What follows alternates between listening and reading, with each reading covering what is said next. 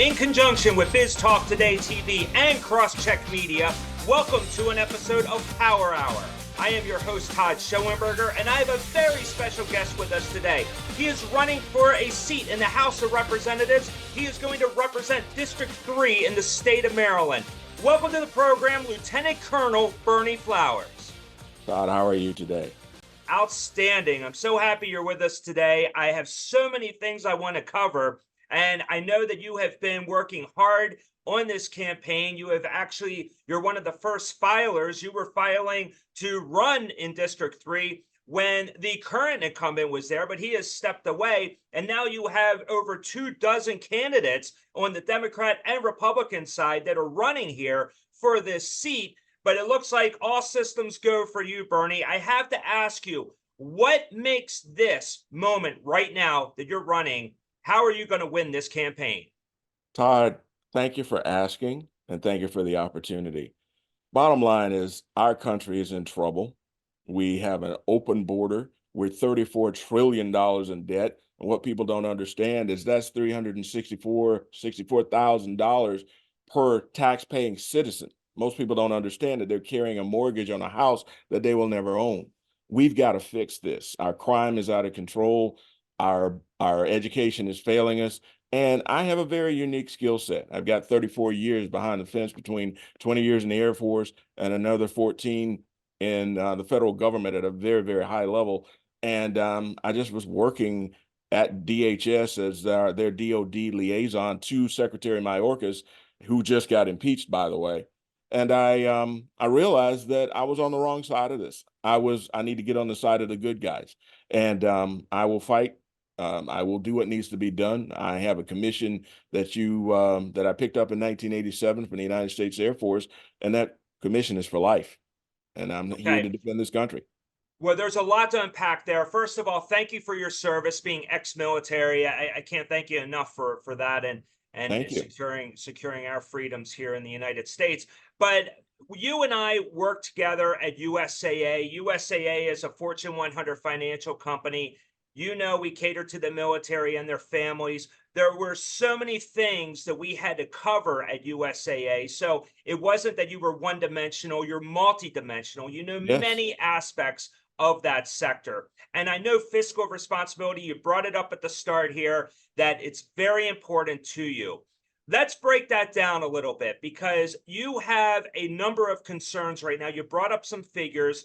Clearly, it's going to impact Marylanders, but also Americans, because there's so many things that we need to worry about. With you in the House of Representatives, what do you plan on doing to actually help curb this spending that's out of control right now? Well, first of all, as a military guy, as a guy who's got a financial background, we're spending. They won't admit this, but we're talking about $200 billion that we sent over to the Ukraine. I got a real problem with that.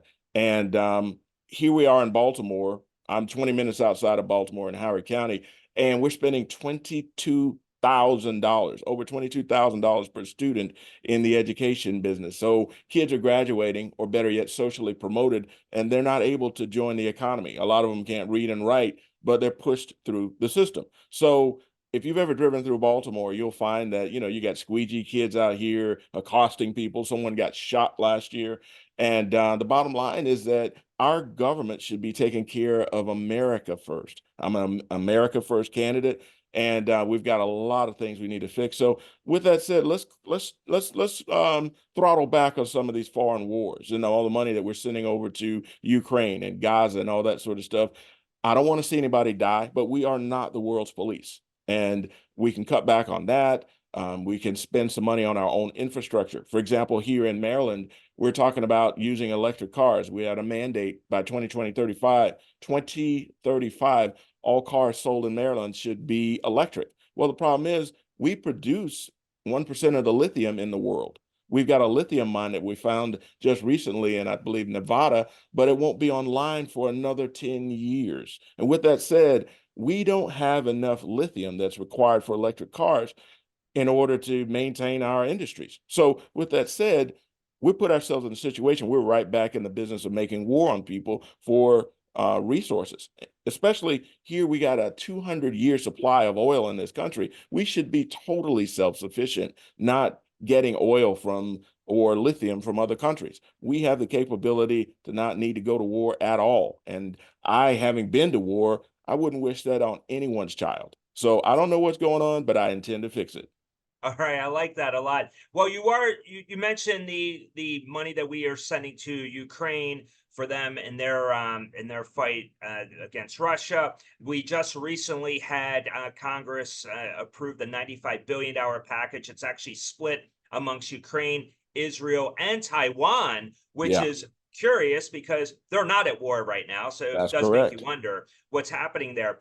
With that said, though, do you feel that we have a place in the world to do something? I mean, whether we get involved on the obviously on the combat side, which we do not want, or on the monetary side, should we be involved in other ways rather than us just sending money? What do you think? We are far too involved and engaged in other people's issues, as far as I am concerned. No, I am not an isolationist. I spent a lot of time overseas. I lived in Europe for 3 years. I've been all over the Middle East. I've been all over Asia, and I understand that there is a need for America to participate, but we cannot be the world's global policeman. And bottom line is a lot of the things that are happening here are their wars that we actually maybe helped create. If we would stay out of other people's business, maybe we would be better off here at home. There's a book which is a favorite of mine. It's called War is a Racket by General Smedley Butler. He retired in the first of right around 19, right around the First World War, and he retired as America's most decorated soldier, a Marine. And his big deal was the wars down in Central America, the banana republics, and we created a lot of that for big business. So the bottom line is there's a lot going on. We can't fix everybody else's problems. We can't be strong unless we fix our own problems first. And we've got all the resources. We've got all the smarts and everything that we need to be self-sufficient. And then we can help people. But we got to take care of our own people first. And that's what I'm all about, America first. I like that a lot. So let's pivot away from this and start talking. You brought up about crime, high crime taking place coast to coast. You're looking to represent parts of Maryland which are close to really bump into Baltimore, which is Howard County, parts of Anne Arundel County, and I believe it's there's a third county, Carroll County, Carroll County, that's a little bit there. of Carroll County. Right. So, and then it's obvious that the overflow of the crime that's taking place in downtown Baltimore is spreading out to those counties. We have heard numerous news stories of just violent attacks that are taking place. How will you help curb the crime epidemic that's taking place in this country? Well, first of all, do you remember not long ago, Black Lives Matter sponsored defund the police? Yes. So we have taken away a lot of resources that were available to our law enforcement officers, and we have defunded them. We've taken away millions of dollars, and we have basically made them out to be the bad guy. So morale is low. Recruiting for police officers is low, and you're not getting the quality folks that you need. I'm not trying to put them down. They're doing the very, very best that they can, but under the circumstances, these BLM people have demonized the police officers and the police force, and that's gotta stop. Another thing is, we in Maryland seem to not be big advocates of self-defense.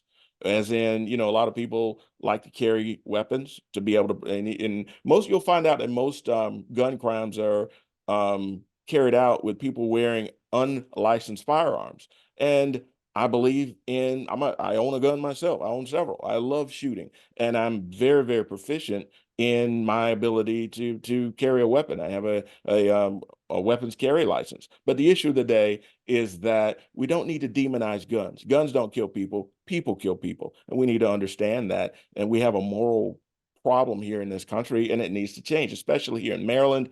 And there are people on the Democrat side that think that that we should take away guns. And I believe that when you take away guns, you don't give people the opportunity to defend themselves. So I am totally for funding police and helping people learn firearm safety so that they can protect themselves. I'm a big Second Amendment advocate, you might say. Okay, I have to agree with that, and completely. I understand with Black Lives Matter, them getting involved with the defund the police. We didn't see it right away. We didn't see the impact of that immediately, but now you are seeing that. The police are just they're just not available. The morale is down, and then they have to go out and fight these crimes. Not to mention the fact when they do arrest someone, they go to court and the judge lets the defendant go out anyway. So Happens you know, it's all the like, what's time. the point? Yeah, There you exactly. It go. does happen. And so I understand where you're going with this. I do need to ask you though, you know, you're running as a Republican. You're going to be, when you win this seat, you'll be highly influential, not just on the federal side, but at the state, local level. If I'm a constituent, I have a problem. How do I reach you? Will you be accessible, or are you going to be like sometimes we hear about candidates when they win, they go to Washington and we never see them unless they're running again? Will you be available and accessible to your voters? I will certainly be available and accessible to my voters. I mean, Washington's not that far away, so I intend to drive every day from my home here in Elkridge. But the bottom line is that, you know, I believe in term limits, and I believe that I should be available to the people. And if they don't like what I'm doing, get rid of me. But right now, you know, John Sarbanes, the 18-year incumbent, as I said before, 18 years in the seat. Before that, his father held a seat. It was hereditary, you might say. I don't believe in all that. I will be definitely available to the people, and you might call me a man of the people, but the issue of the day is I will be around. You can be assured of that, and I will be very, very vocal and very, very open to the people. Well, you're bringing up about Paul Sarbanes stepping down. His father, or John Sarbanes, I'm sorry, who his father held that seat for 30 years, I believe, Yeah, and then his son just took over. It was kind of interesting to see how all that. I mean, for decades, think about that, almost half a century, you have had a Sarbanes in that seat. That's incredible. that's With unsat. Exactly. Yeah, you would think that that philosophy, I mean, it is a very blue area right now. And I know that it's difficult in the state of Maryland because most of Maryland is blue. So Right. you do have a bit of an uphill battle, but things are looking good for you. You mentioned about the idea on just to circle back with this on the term limits. Hmm. And so with that, I mean, what do you think is, because we're hearing, should we impose age limits? You're hearing this with the current president right now with his age. Now there are no term limits there. Well, there too, but should there be age verification or age qualifications, I should say, for someone to hold higher office?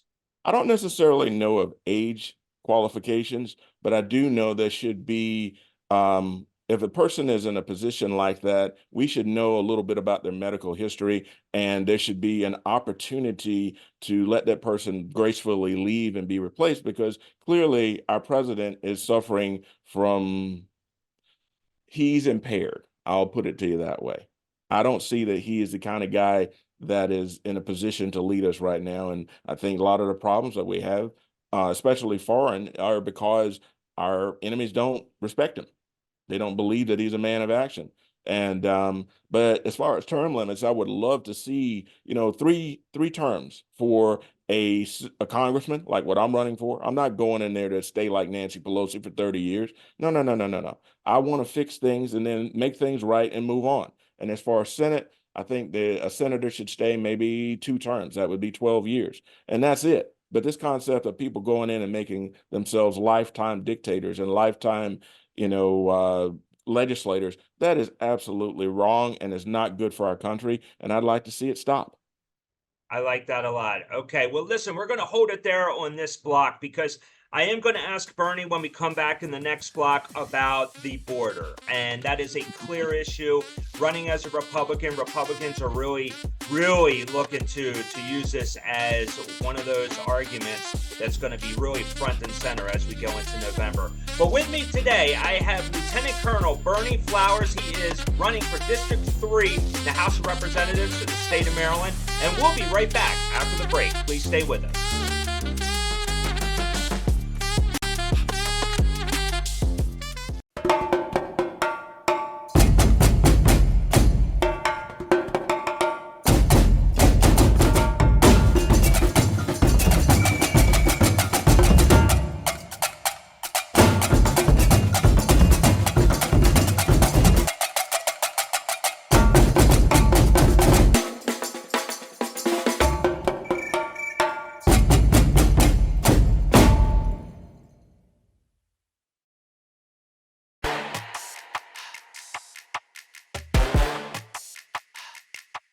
Welcome back to Power Hour. Well, with me today, I have Lieutenant Colonel Berney Flowers, who is running for the House of Representatives. He's going to represent District 3 in the state of Maryland, which really covers the entire, all Howard County, parts of Anne Arundel County, as well as Carroll County.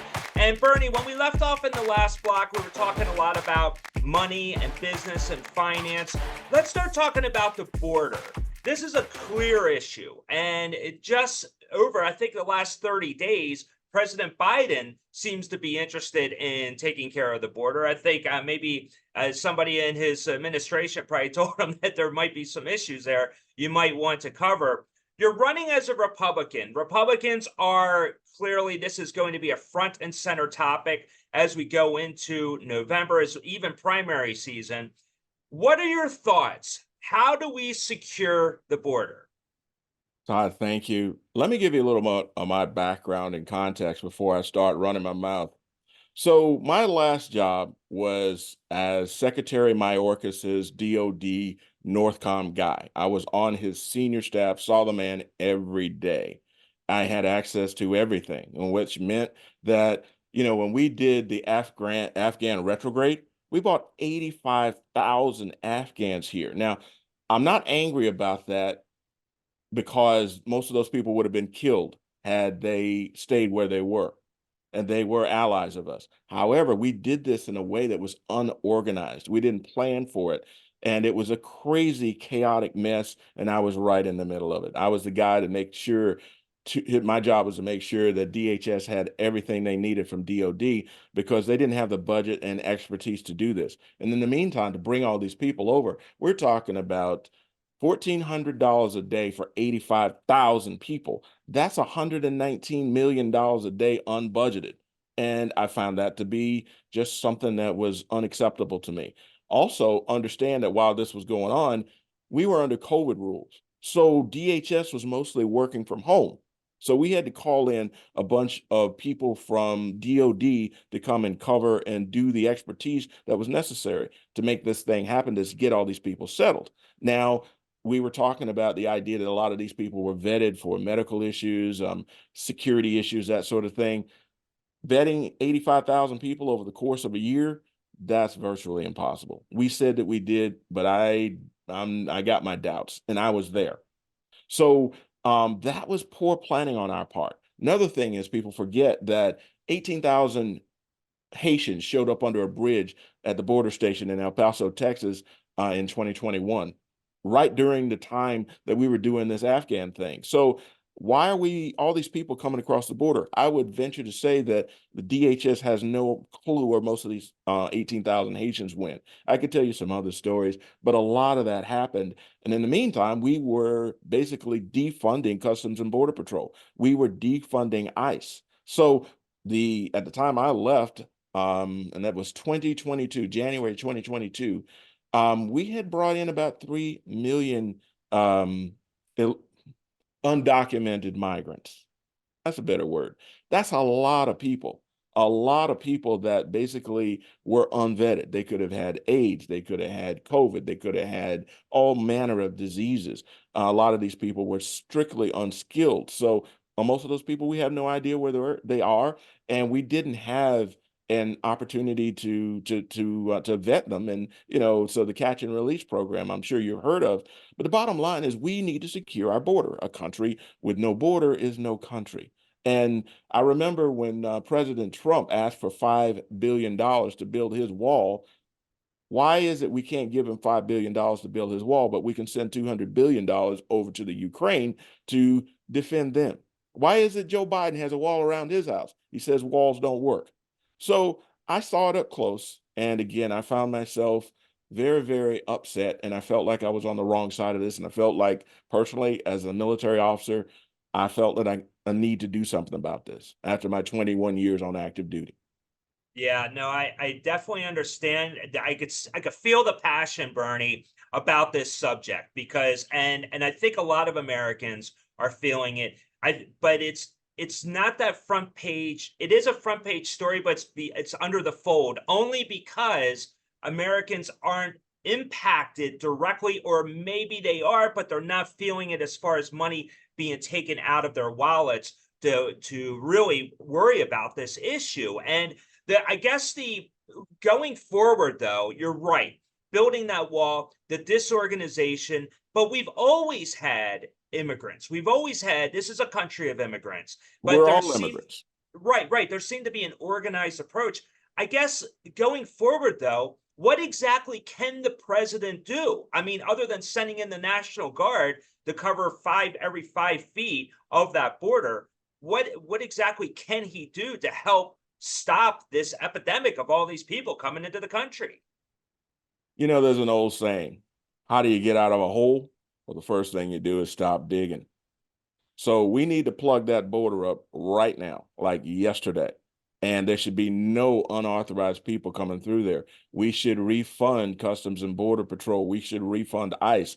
We just hired 85,000 IRS agents and armed IRS agents, by the way, people don't realize we don't need 85,000 IRS agents. We need 85,000 Customs and Border Patrol agents. And we need to find these folks and make sure that they get properly vetted. If they deserve asylum, I have no problem with the immigration process and the laws that need to be followed. But when people come across that are not following the law and they're not going through our processes, they're breaking the law and they need to go back home.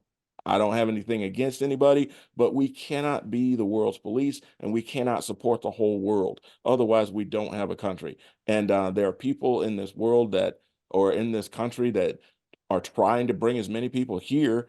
And there's even a theory that they're trying to bring them in to become voters. There are efforts in some of the sanctuary cities to give illegal undocumented migrants the ability to vote. And if that happens, American citizens suffer.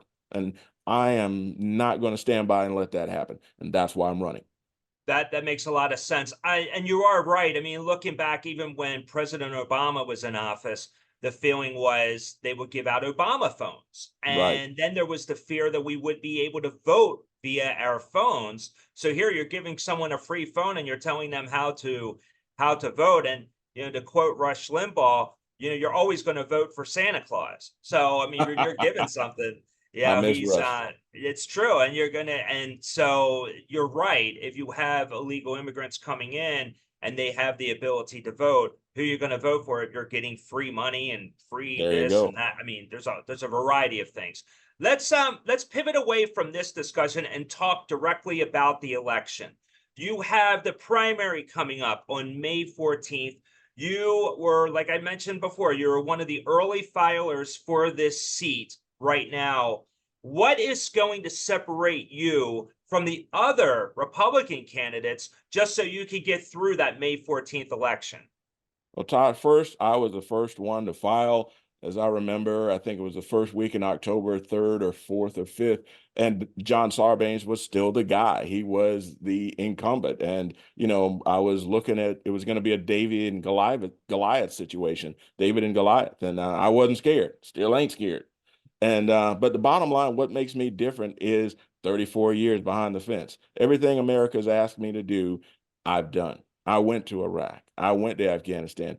I was in the Ukraine before it was cool in 2003, and I could tell you some stories about that as well. But the issue of the day is, I am a member of the Howard County Republican Central Committee. I have very close ties with the Anne Arundel County Republican Central Committee and also the Carroll County Republican Central Committee. These people are all friends of mine, and the rest of the candidates are folks that basically aren't particularly conservatives or strong Republicans. So I don't know where they're coming from. Maybe they're just trying to get their name out there, but I was here from day one and I intend to win. That's great. Yeah, and you are right. I mean, the actually the environment in the state of Maryland could actually become a nationwide topic only because the balance of power is right there. You have so many people that are vacating their seats. Dutch Ruppersberger stepping down as well. You have obviously Sarbanes. So there are a number of key factors there. You are running it, like I said, as a Republican, very blue area. I believe it's only out of the 8 representatives, 7 are Democratic. So you do have a lot to go through, but I do understand that. I mean, you will be obviously representing that District 3 very well, and all of the voters should be proud to have you represent them in Washington. But are you getting any national attention right now? Do you feel maybe companies that are nationwide are actually donating to your campaign to help put you on top as far as representing that district? Well, we haven't really gotten that far yet. Everything's kind of local right now, but I will say that now that you're having me on, I'm getting my first national attention. I love that.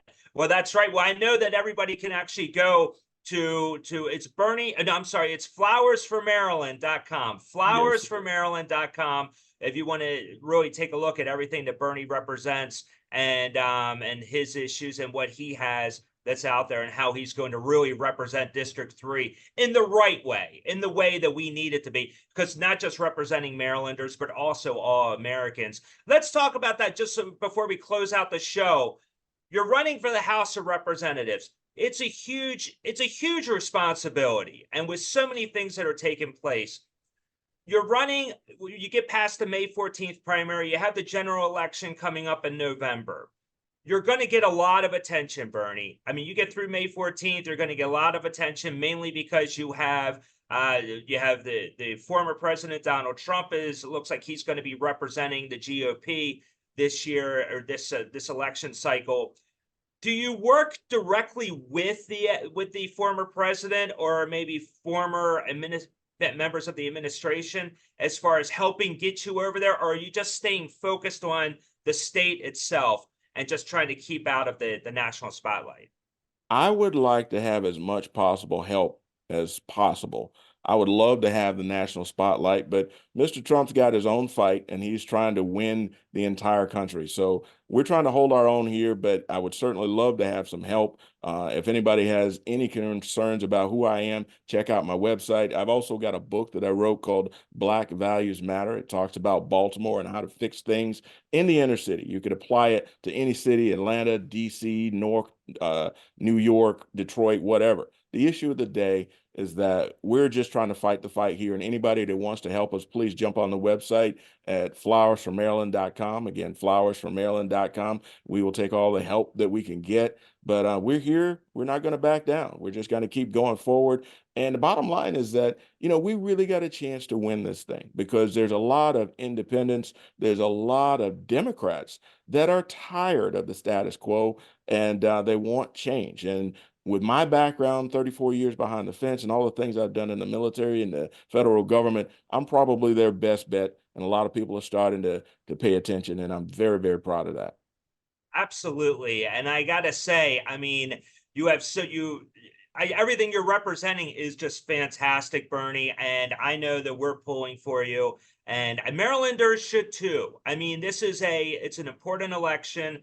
You could be there representing them, and who knows where it goes from there. But there's so much at stake, and it is critical. So yes, we do welcome the audience. Check out Flowers for Maryland. We will also have a link in our description that would take you directly to Berney's website. You definitely want to check him out, see what he has to say and what he's going to be talking about once he does represent District 3. So many good things to look forward to. So Berney, I got to thank you so much for joining us today on Power Hour. And I know we'll be following you as the campaign moves on. We would love to have you back after that primary victory. I'd love to come back, Todd. You guys are encouraging, and I feel the power surging through the microphone. Absolutely. Well, that's fantastic. So on behalf of Lieutenant Colonel Berney Flowers, I am Todd Schoenberger. Thank you once again for joining us today on Power Hour, and we hope to catch you next time. Take care.